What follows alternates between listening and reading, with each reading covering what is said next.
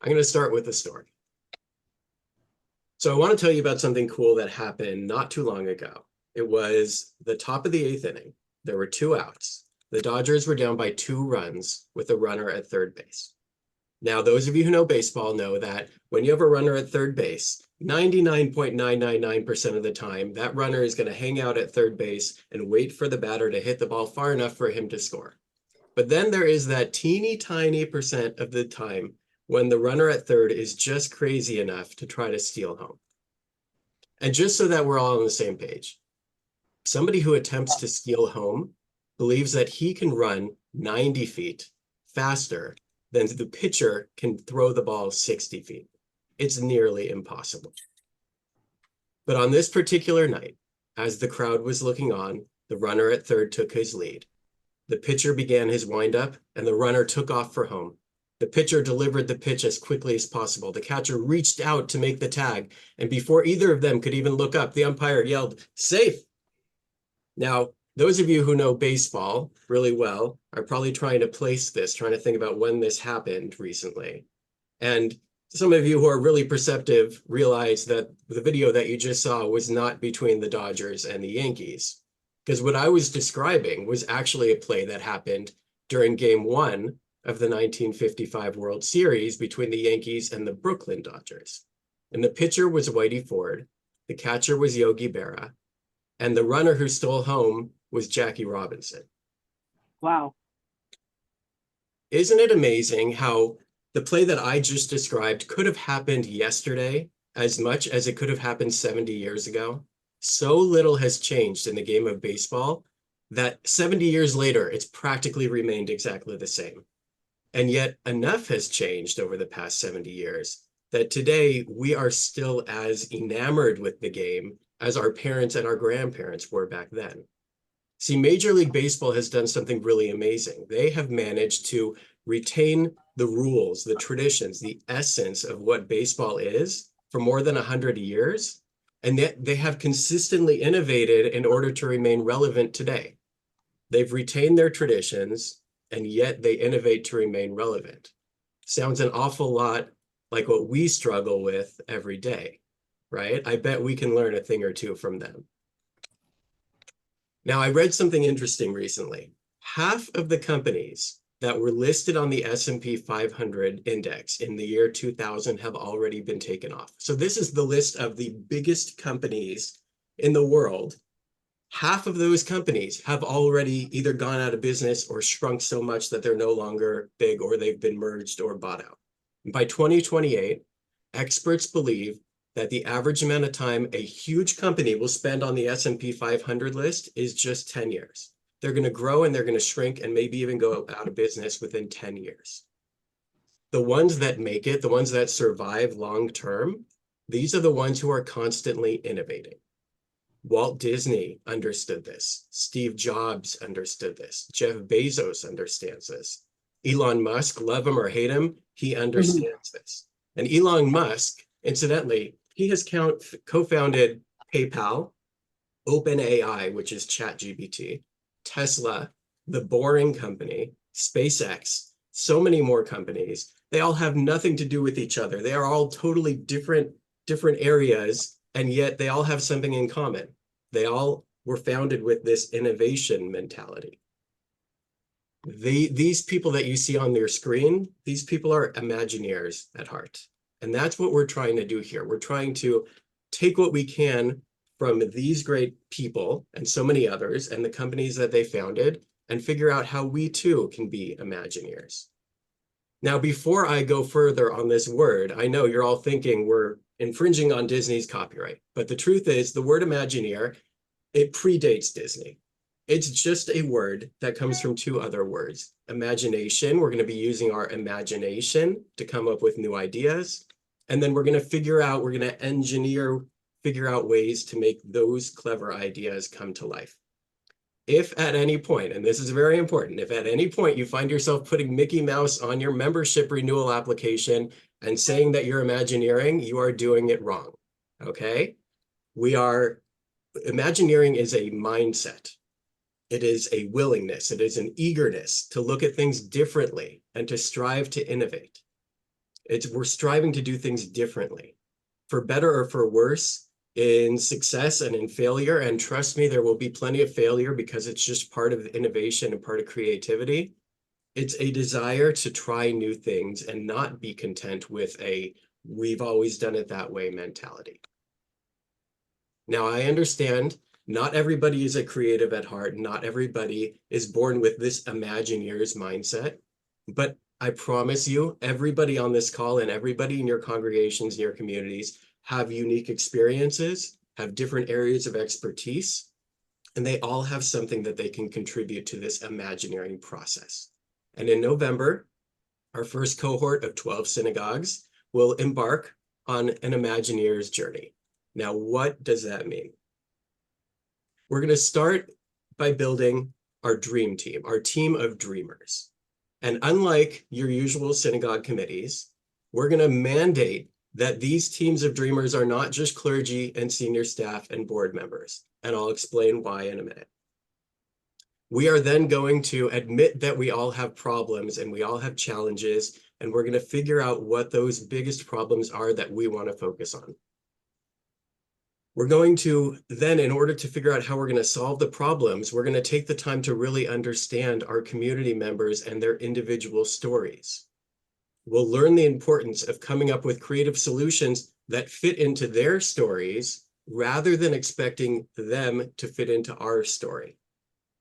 We're going to learn the fundamentals of blue sky thinking, of dreaming without limits, and of coming up with some really extraordinary ideas. And then we're going to figure out not just how to put those ideas into action in a sustainable and a responsible way, but how to maintain this Imagineers mindset long after the program ends in June. And while we're doing all of these things, our goals are not just to come out with like one or two great ideas and then we're done. Our goals are to really change the way that we approach the work that we do. We're going to create a safe space for dreamers to dream, one where nothing gets shot down immediately just because we don't agree with it or we think that it's been done or we think that it won't work. We're going to create an environment where we are addressing concerns because we know that a lot of our biggest supporters are concerned about change. Synagogues are designed to remain stable. They're a constant. We're going to figure out how to address that and to change in a responsible way. We're going to learn the importance of asking the right question, of reframing the questions that we might have been asking to take us down new avenues and into new directions. We're going to learn how to experiment responsibly with our new ideas, and then we're going to set ourselves up for long-term success. I'm going to take a few minutes to go through each of these steps in just a second, but one thing that I'm not going to do, I'm not going to share examples of synagogues that have done this work. And I'm not going to tell you about their success stories because as soon as I do, you're going to stop dreaming original dreams and you're going to start thinking about how you can replicate the things that they've done. And that's not what we want to do. As synagogue Imagineers, we aren't here just to improve on what's been done before for the past 10, 20, 30 years. We're here to do what's never been done.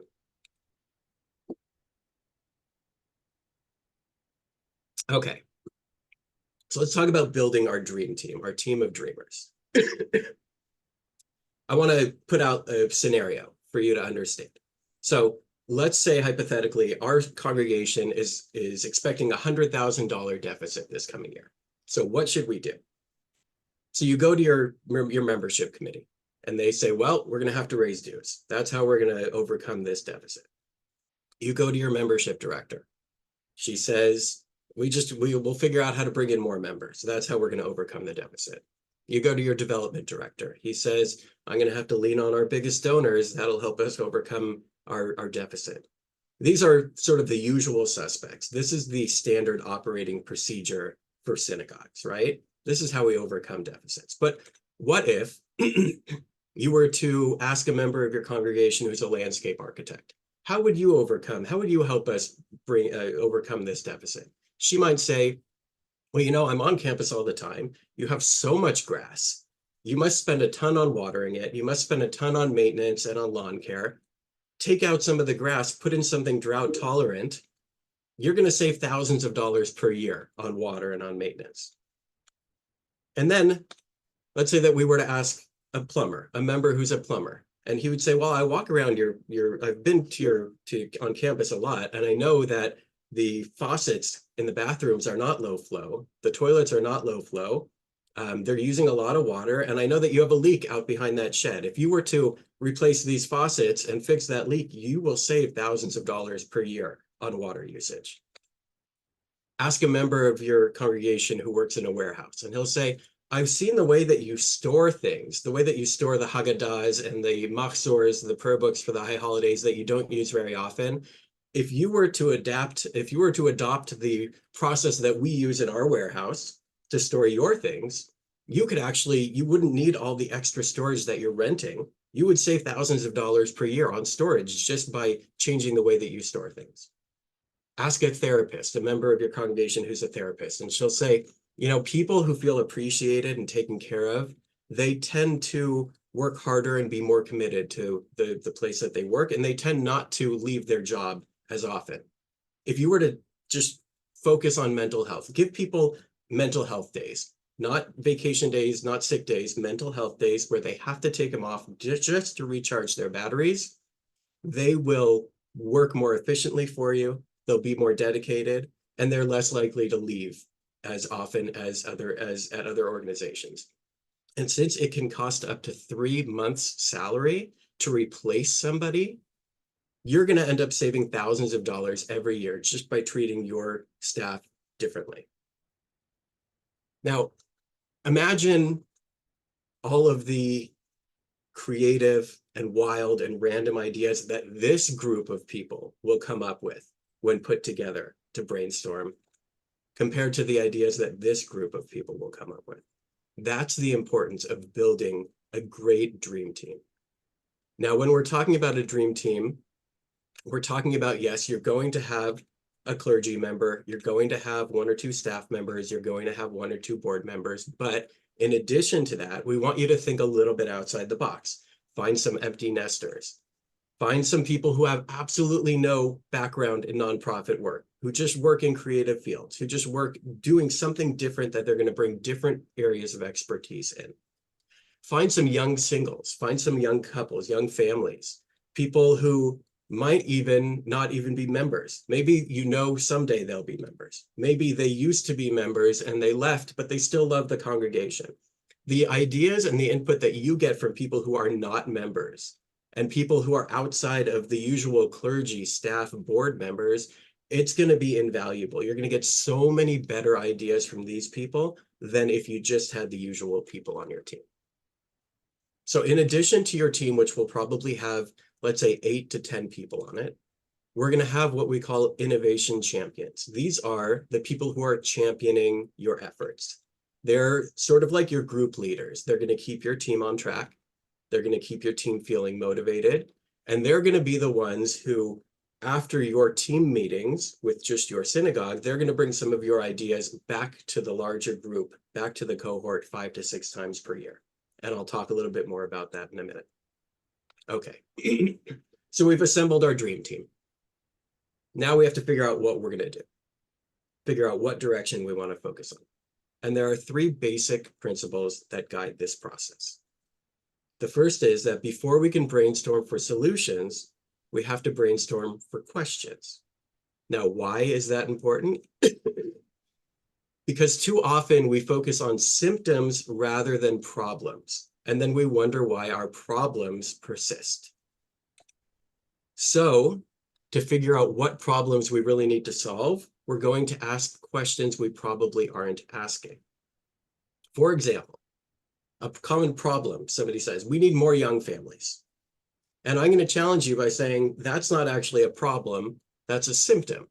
Because you can treat that, you can say free membership for all young families. You're going to get a ton of young families, but as soon as they have to start paying dues, they're all going to leave. So you're not actually treating the problem that's underlying, you're treating a symptom.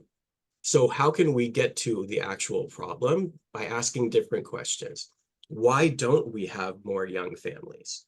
Well, I know a group of people, they're my friends, they meet for Shabbat dinner They just do their own thing, Shabbat dinner. They do their own thing. They get together for Shabbat lunch every once in a while. They sort of have like their own Indian minion. Okay, so why is it that they do that? I don't know. Maybe they just feel a closer connection with a small group of people that they already know. Okay, so then we're figuring out by asking questions that the problem isn't just that we need more young families. The problem is that young families need something that we are not providing to them, that we are not offering. So we have plenty of problems that we need to solve. We just need to ask the right questions to really understand what those problems are that we need to solve. And in order to understand how to solve the problems, we need to understand those community members that we're talking about. So we have our dream team. We're figuring out what problems we solve. Now we need to talk about who we're solving those problems for. Now, our community members' stories. Every great story has three things. It has a hero, it has a challenge that the hero needs to overcome, and it has a guide to guide them through that challenge. We each are living our own lives, and we each are the heroes of our own stories. Same thing for all of your community members. They are each the hero of their own story. And I can tell you the one thing that they all have in common: the synagogue is not the hero of the story. The synagogue, if anything, is the guide. So we need to understand the challenges that our heroes are facing and figure out how our synagogue can fit into that story, can guide our heroes through their challenges. Now, those of us on this call today, we are each living our own stories. And for pretty much all of us, the synagogue is like a central character, a central theme within that story. But that's not the case for most people. Most people have so much going on in their lives that the synagogue isn't even on their radar. And the problem is that we continue to approach programming and the different things that we do at synagogues with an if we build it, they will come mentality. And the thing is that no matter how creative or innovative our ideas are, if we always require that the community member comes to us, that they become a part of our story, then we're not getting to the root of the problem. We need to figure out how to make the synagogue a part of their story. So that's something that we're going to be focusing on, just understanding this and thinking about this whenever we're trying to problem solve or come up with new ideas. Okay, we've got our team of dreamers. We understand the problems. We understand our community members. Now it's time to come up with some solutions, time to brainstorm, to dream. Now, first a note about that word dreamers, because I know that for many people it has sort of a political undertone.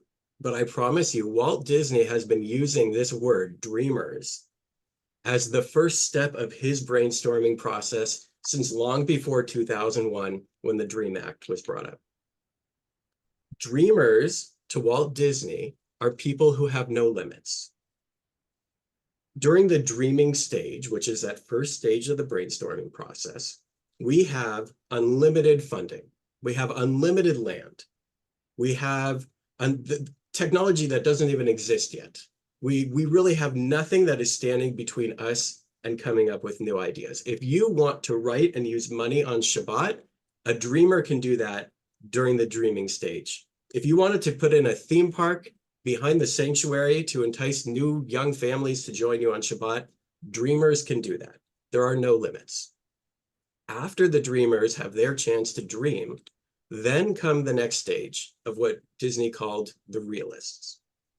The realists aren't there to shoot down ideas. They're there to pick from hopefully hundreds of ideas that the dreamers came up with and to pick the best ones, the ones that really we could realistically do or we could fine tune in order to make them possible. So a realist might say, well, you know what? You had a great idea, but we don't write on Shabbat. So here are 5 other ways that we can accomplish the same thing, but within the restrictions that we have. So after the dreamers have dreamed and the realists have come along and picked those great ideas and fine-tune them, then come the third stage, which Disney called the spoilers. The spoilers don't ask if something could happen, they ask if something should happen. So yes, we could fundraise to put in an amusement park behind the sanctuary, but should we?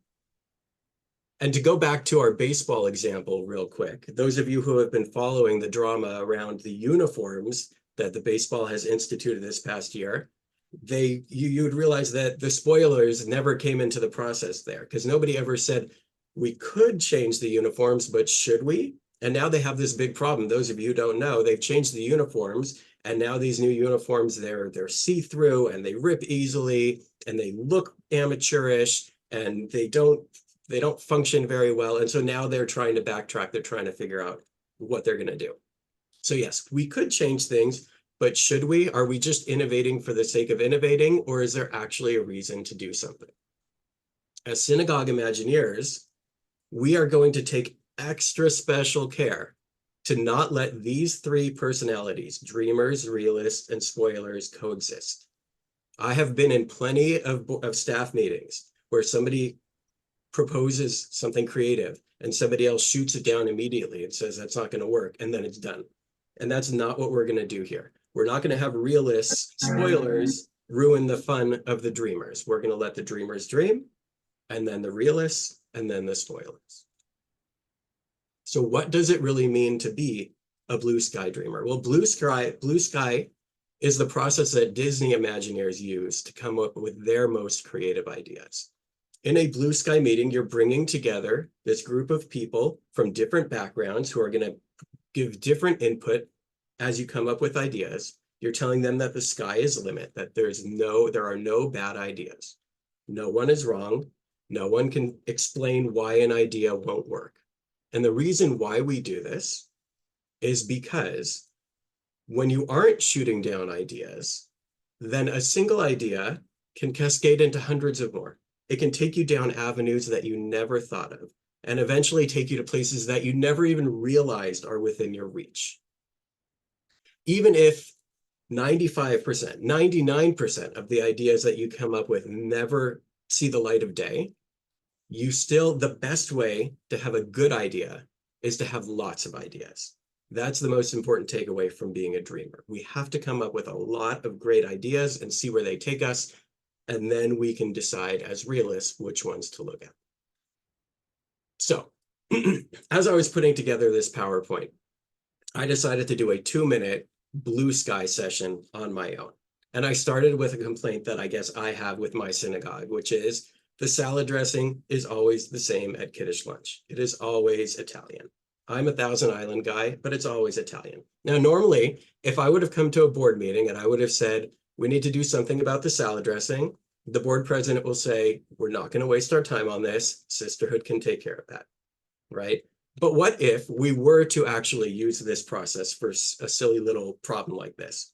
What if we were to reframe the question? Do people not like the salad dressing, or do they not like the salad? Okay, so then that makes me think, what other types of salad can we do? Okay, well, if we're changing up the salad, then what if we did some other healthy side dish? Okay, but if we're going to change the salad, are people even going to notice? If we just stop serving salad, would we actually save money? Maybe we'd save $50 per week. We have a pretty large congregation. What could we do with that money that we're saving each week by not serving salad? Maybe we can send everybody home with a cookie to enjoy on Shabbat afternoon, make them think about our congregation after they're gone. Well, if we're serving cookies, then why not put Danish and coffee out before everybody, before services, and get them to be there on time? Well, if we're trying to think about ways to get people to be there on time, what if we gave out an incentive, a Starbucks gift card to the 10th person who arrives every Shabbat morning? And suddenly, within literally 2 minutes, I went from Italian dressing for Kiddush lunch to brainstorming ideas to get people to arrive on time. Now, of course, your blue sky sessions should remain more focused than this, especially when you're trying to brainstorm an actual solution to a problem. But imagine if the beginning of each board or staff meeting, you spent 5 minutes on a dumb little question, a dumb problem that's inconsequential, and just let your minds wander and see where they go. Imagine how fun and creative, all the fun and creative things that you would come up with, and the different perspectives that people would bring in. And it would change the tone of the entire meeting to do something like this. A big part of the Sulam for Imagineers isn't to guide you through the solution to one problem. It's to train you to think differently, to let your mind wander over and over and over again, to bring this sort of mentality into the things that you do. And why is that important? It's important because innovation, this is the innovation curve. This is an S curve of innovation. It starts off when you realize you're down at the bottom and you need to do something to fix the situation that you're in. So then you start putting it into action and it begins to catch on. And eventually you reach this pinnacle and you're thinking things are going great. But you don't realize that when you're at the top, there's only one place for you to go. And that's back down the other side. And then before you know it, you're back at the bottom of the curve and you have to figure out what to do again. And while you are on this upward slope, you were the ones doing the disrupting, right? But then as soon as you start going down the other side, another organization is disrupting you. That is, of course, unless you have this dreamer, this Imagineers, this innovation mentality. And then you can constantly be innovating. Even before you start to drop off from the current curve that you're on, you're already thinking about the future and what you can do differently next. And if you constantly do this before you begin to decline, you always have something else to lift you up on the other end. And if you can constantly Imagineer, your synagogue becomes undisruptible. Now imagine if every USCJ synagogue, 600 of us, every year, put effort into jumping from one S curve to the next. Imagine if we all shared the knowledge that we're learning, if we all innovated together so that we can boost each other. Together, we would be the most innovative force in the nonprofit world. Now, I'm kind of jumping the gun here because before we can be undisruptible and change the world, we have to put those ideas into action. And this is actually the really exciting part. And it's the really terrifying part. Because like I said earlier, our synagogues are designed to be a constant, to be stable. And so we need to change in a responsible way. So we brainstormed for some really great ideas. Now we need to test them out. How do we do it responsibly so that our biggest, most traditional supporters are not upset? First, from the very beginning, you're going to inform everybody at your synagogue that you're participating in the Sulam for Imagineers. That for the next 7 months, you're going to be experimenting. You're going to be beta testing. And then you're going to be asking the congregation, the community, to indulge you, to try things out. Okay, we're just testing things out. This is not permanent. We're just trying something out. We want you to tell us how things are working. Tell us how we can improve upon the things that we're doing, how we can plus them. That was a Disney word, plussing, taking something that might already be good and making it even better, just because nothing is ever complete. Things can always be made better. You're going to make it clear and transparent to everybody, because everybody needs to know that the sometimes radical ideas that you're trying out are not final. They are not intended to replace the things that they love. Those people who love things the way they are, the "we've always done it that way" crew, they're not being kicked out. There's room for the old and the new. Remember, our goal, just like Major League Baseball, is to retain the traditions and to innovate to remain relevant. But how do we actually do it? This actually happens to be the title of chapter 7 from my book. And that's a great segue to the first step of how we're actually going to be doing it. That is that over the summer, we want you to read my book, as Linda said, The Nonprofit Imagineers, where we're going to be discussing, in the book, I discuss everything that we're going to be doing during the Sulam, plus a whole lot more. And as she said, I provided you with discussion questions so that you and your board and staff can sort of have a head start on thinking through some of the Imagineering ideas and how they can work at your shul. And if you are on the fence about signing up for the Sulam, then this is a great way to sort of dip your toe in the water, get a feel for what it means to be a nonprofit Imagineer or a synagogue Imagineer as you are deciding whether to sign up. So over the summer, you're going to read the book. And then once we begin the program in November, we're going to have a few different types of meetings. So throughout the 7-month program, I will be hosting what we're calling idea exchanges. That's where Linda, I, and some special guests will take your innovation champions, those are your group leaders, through everything that you need to know for the upcoming module. So we have 5 or 6 modules. We have 5 or 6 of these meetings. We will train you on the ideas and the methods that you, or whoever your innovation champion is, will then bring back to your team. And we will also look back at what you've been doing and discuss how things are going with your team during your previous meetings, the work that you're doing, and how we can all help. I will also be hosting open office hours for each of these modules so that if you have questions or if you just want to bounce ideas around, there will be another opportunity for collaboration. And all of these are done so that your team meetings can go smoothly and be as fruitful as possible as you identify problems and discuss new ideas and brainstorm and experiment.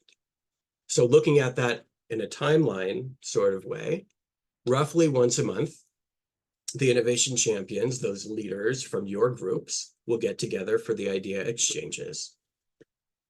We'll talk about the progress that your individual teams have made. And the idea is that we can inspire each other. So you're not just living in these silos of different teams. The information's coming back, and then you have different congregations coming together to share ideas there, bring new concepts, and then you can bring those ideas back to your team. Now, in between each of these idea exchanges, we have those team meetings for just your synagogue to get together. You'll be discussing new concepts for the module, pushing your ideas forward to the next step. The information, it's going to be coming from the idea exchange to the team meeting, and then from the team meeting back to the idea exchanges. So it's working in multiple directions. So that feedback and inspiration, it's being exchanged in multiple ways. It's not just amongst your individual teams, but it's from everybody in the Sulam. But that's not where it ends. Since we know that innovation thrives when ideas can mingle, each of the 12 synagogues participating in the Sulam will be sharing their ideas with everyone. Nothing that they do is going to be proprietary.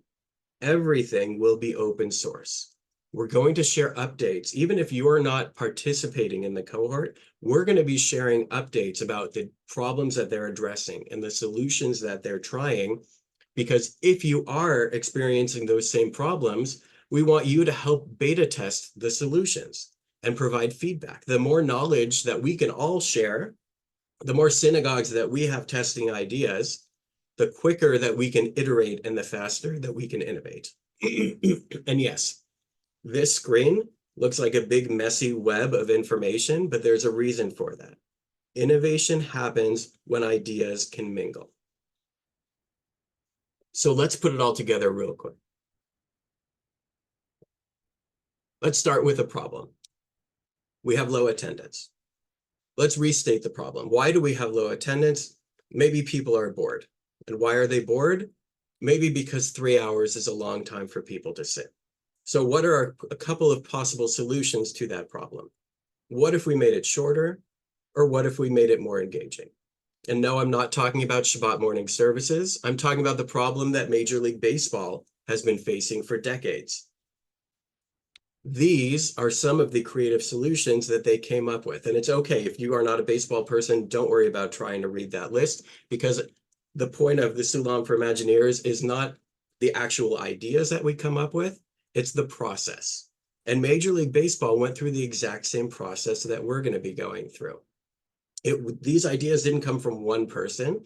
They came from groups of creative people, their own dream teams that came together from different backgrounds with different job responsibilities. They interviewed different types of fans to get their stories and understand their community stories and understand the problems that existed and why they weren't interested in Major League Baseball anymore. They reframed the question. They realized that it wasn't just, we need to incentivize fans. We don't need to give out more bobbleheads and more beach blankets. That's not what's going to come and bring them back permanently. We need to fix the underlying problem. And then they looked everywhere for inspiration. They looked to other sports. They looked to video game makers. Some of the technology that they used came from missile tracking radar technology from the military. They used all of these sorts of things as they brainstormed. They came together as dreamers to come up with literally hundreds, maybe even thousands of ideas. They became realists and they narrowed it down. And then they became spoilers and they threw out and they asked the question, we could do this, but should we do this? For everything except for the uniforms. They then beta tested, and you might not realize it, but pretty much everything on the left-hand side was beta tested in the minor leagues. They beta test those before, and they tweak them before they bring them up to the major leagues, to the Major League Baseball. And even after they're there, they continue to plus them. They continue to make adjustments. The point here, as I said, isn't to understand what Major League Baseball is doing to address these problems. It's to understand that they have the same strategy for creative problem solving that the most innovative companies out there use, and that we are going to be using as well. So why have I spent the past half hour talking about almost everything except for synagogues? For one, I find a very interesting and fun way to do things, but it's sort of because that's the whole point of the Sulam for Imagineers. We're not here to look at what synagogues have been doing for the past 50 years and mimic them. We're here to see what Apple and SpaceX and Amazon and Major League Baseball, and yes, of course, Disney have done, and learn everything that we can from them, to learn from their approaches that make them the leaders of innovation, so that we can make our synagogues undisruptible. I hope that you'll join us. I hope that you'll encourage your friends at other synagogues to join us too, as we sort of institute a creative mandate. And as we come up with some really weird ideas that might actually work, as we figure out which questions are actually the answers, and as we develop the creative confidence to make some really incredible things happen. So thank you all. Thank you, Ben. That was really, really terrific. I think it answered a lot of questions, but there may be still some more questions. So if anybody wants to either raise hand or unmute or put a question in the chat, happy to go ahead and answer any questions that anybody has.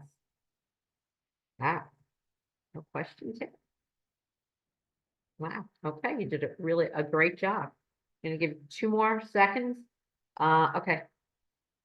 So Larry's asked, what will be required of team members, the number of meetings and the length?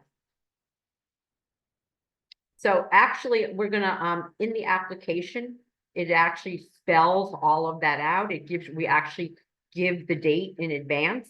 The training slash, idea meetings are 2 hours in length, and the actual office hours are 1 hour in length. Not to say that you will not have access to Ben and myself different times. It's just in these kinds of action communities, it's great to learn from each other. And I think that's one of the biggest takeaways that United Synagogue has learned. When we read our evaluations of the work that you do with us, you love learning from other communities. So Rabbi, let's see. Well, hold on, before you answer the next question, just to clarify, the champions, the Imagineer champions, the innovation champions, which are your group leaders, are going to be at those meetings, which are listed there. But as a team, you are going to sort of come up with your own schedule. You're probably going to meet once or twice per module, and there are 5 different modules. So your individual synagogue will sort of establish your own schedule. Okay. Rabbi Sarah? Hi, 2 questions. I'm wondering if there are, topics or challenges or questions that you think are, best suited for a process like this and others that are not. And then I was also wondering if we'll be talking about how to gain buy-in from other decision makers like board members or congregants who are not, really close up to the process on how we would integrate some of these experiments. Sure. So I'm going to answer the first question by saying that I'm not going to answer that question. And I'm purposely not telling you where to go because every synagogue, a 50-member shul is going to have very different problems or challenges than a 500-member shul. And I don't want to put ideas in your head of where you should go because you might brainstorm and come up with something that, it's not membership and it's not dues and it's not financial and it's not any of these usual things. It might be something very specific that you would never have thought of. So I don't even want to push you in one direction. And we've never done this before, and we can't wait to see what ideas and what challenges people are really facing when they really think about it. The other question, Was, sorry, I what was think, it? Deborah, which is, the meetings will take place during the day. We have went ahead and, mapped those out so that and there'll be 2 hours. Since we have obviously the requirement to have one staff person as well as one, volunteer to, be on these, workshop calls. We made them during the day.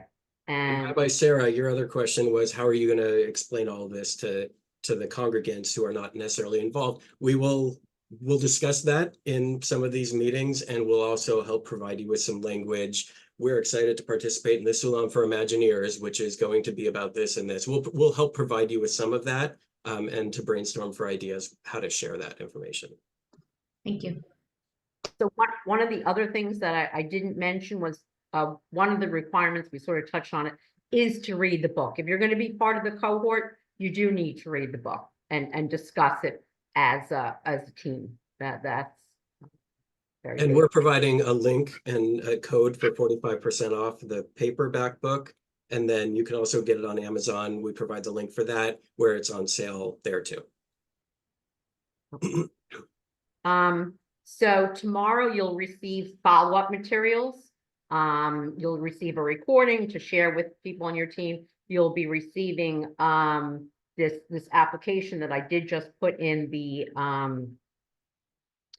chat. It's not on the web page yet, the application. It will be tomorrow along with the recording. The web page will need to be updated, so that's why we didn't put on the application. There is $1,000 charge for the cohort to be part of it. And what our experience has been is that unless a congregation has kind of what we would like to say skin in the game, and because we're limiting it to 12 congregations, we need some kind of application fee or participation fee. So that's why we're going to be doing that. And then I don't know if we answered Rabbi Sachs' question about how many team members and what ratio. Probably 8 to 10 people on your team. And in the application, we give suggestions for the types of people, sort of like what I put on the screen. Probably 3 or 4 staff members / clergy, and then the rest should be lay leaders or just random people who you think would be good team members. The applications will be due on August 15th. So that will give you the summer to go ahead. There are 7 questions. At any time, I'm happy to go ahead and connect with you and talk to you about your application. We're not going to go into the nitty-gritty of that now because everybody's going to have very different questions, and you also haven't had time to review and look at it. But certainly really happy to do that over the next 3 months until the application. And then by the middle, I think, of October, we'll make the decision as to who will be part of the cohort. And I think our first starting date is November 12th is the kickoff. Any other questions? Okay, I put I see you and I hear you, Deborah, and certainly we will do our best to address that problem. So everyone, again, I've given you like a little preview of the link for the application. You'll get a follow-up email tomorrow. We're really excited about this project. I mean, Ben is just such an unbelievable resource, and we're so excited to be working with him for this year. And we think that it's really going to bring a tremendous amount of capacity to our congregations. And, you know, we're really hoping, if we didn't really make it clear enough, that there will be some kind of end project that in June that everyone will present. And, you know, I think it's going to be a great learning we know it's going to be a great learning opportunity for everybody. So, unless anybody has any more final questions, we will go ahead and, end this session. And thank you again for your participation, and look for your, follow-up email tomorrow with all of the information. Okay? Thank you all so much. Ben, why don't you stay on for 1 second? Thank you, Linda. Thank you, Ben.